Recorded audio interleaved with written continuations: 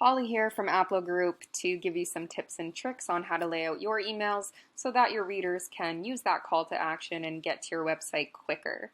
This is anatomy of an email. First, I want to touch on the Goldfish Effect, which is a marketing term to describe humans' inability to pay attention, essentially. So it's estimated that we have about 12 seconds of our readers' attention before they get bored or click out of what they're looking at. So I want to touch on some text legibility tips here. So as we can see, the optimal line length here for your body copy is considered to be around 50 to 60 characters per line, and that is including spaces. So if we look below here, I don't personally really want to read this because it seems too long, not worth my time. And I know that sounds horrible to think about like that, but this is an email where we have the reader's attention for such a small amount of time. We want it to be able to be very clearly laid out in very quick reading time there. So the reason we want to keep it short,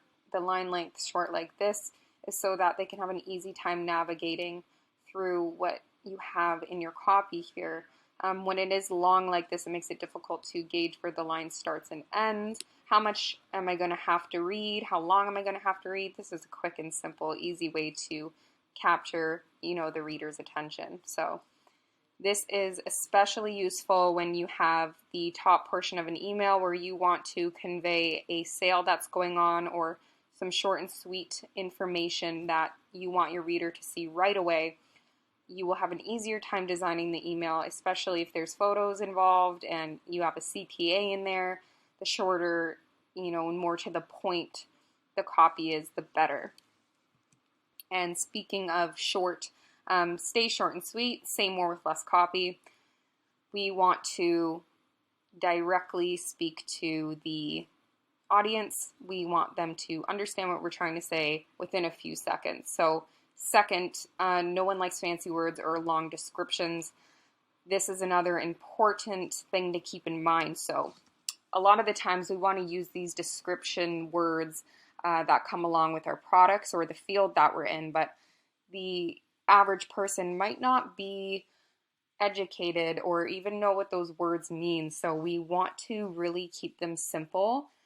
Don't embellish your copy. You may want to sound fancy, you may want to sound, more complex, but sometimes that's a bad thing. We want to make it very easy to understand. Like I put here, don't use the words that you might need Google to understand. Try to condense what you need to say as much as possible to stay in that realm of the 12 seconds that we have. I think it's even shorter now, by the way, people. So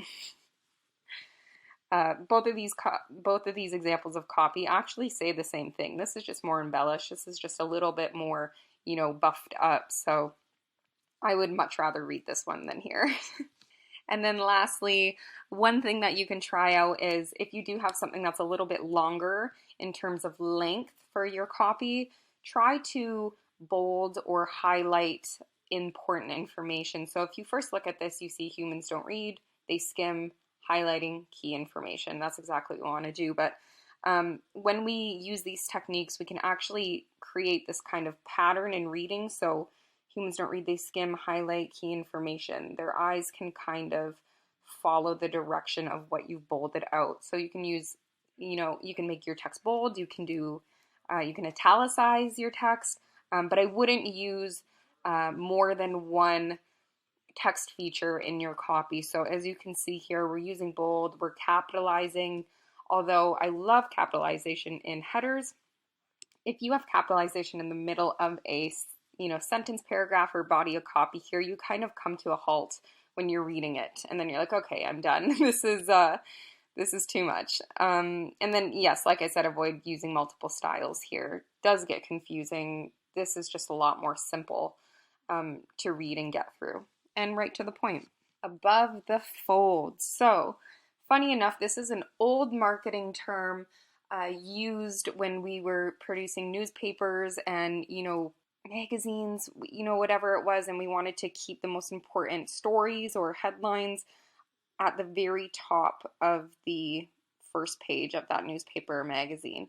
We still use this, except we're in the digital age now, so it's very important to keep following this technique. So keeping everything above the fold essentially means to keep everything in that top portion without the reader having to scroll on their device, so they can immediately see it when they open that email.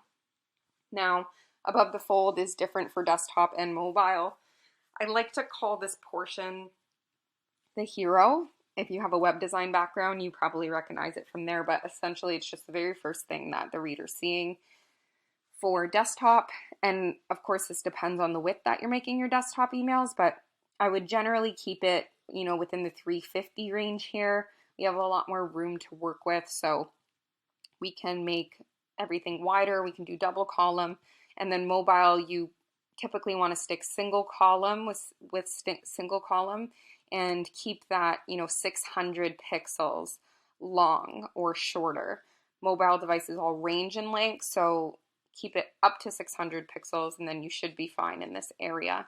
And this is where you want to include all of your key information, eye-catching elements, great product shots, great product graphics, and then very simple text explanation of what the email is about. You might want to have a CTA in there so they can use that call to action directly after reading what the email is about, and anything that's super necessary, important, and that you want them to understand immediately. Lastly, I want to touch on creating a story in your email. Humans are used to consuming content that usually has a beginning, middle, and end.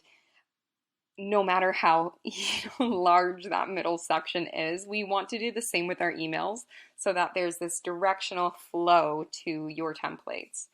We can do that in multiple ways. So we can use type hierarchy, we can use color sectioning, we can use photo blocking. This is one of our clients here where this first email you can see we use type hierarchy. You can tell when there's a new section when you see either imagery or this larger type, and you can kind of follow the email. The eye naturally pinpoints to these larger elements here. Here we use a mixture, so we have a large product shot here to start with very simple text. We use genuine leathers, and then we follow up with some information, which is kind of our middle and our CTA, and explore more here. And then down here we have some more options for the bags, is how we're ending the email here with a CTA. So it's very easy to follow. Lastly, we have this for new arrivals. So as soon as you open it, brand new, this is about, they just got new products to show you a middle here, collaboration of some text and some imagery, more collage, of a collage design here, super fun. And eye-catching, this is important as well, you really want to create short spurts of attention. So boom, boom, boom. Very simplistic here. I like the take on these emails. You're clearly able to see which sections are which and kind of follow it in that way. At the bottom, it follows up with some other new arrivals in some different colors even. So although this is our main focus, we have sectioned off some product blocks here where we can show some other items. And another client of ours, Legend Bracelet here, a little bit more colorful, a lot more blocking going on, less minimalistic, but still following the same story with the section. So we have a hero image here with our CTA and what this is about. This isn't your grandpa's nature magazine. So right away we know, okay, this is a magazine, it's different, let me check it out. Next we kind of go in, more informational here, just like our Beano emails here. So following up with a little more education and information. And these kind of follow the same strategy as well. So the silent killer we don't talk about, a little bit of information, help remove it. It's right here at the beginning when they first open the email. Educational, we have a product block down here. So try to tell a story.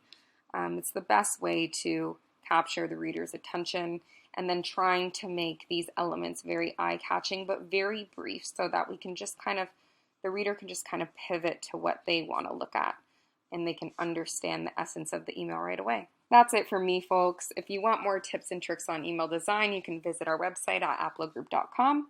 and stay up to date with our blog for the newest trends and information on email and SMS design. Thanks for watching.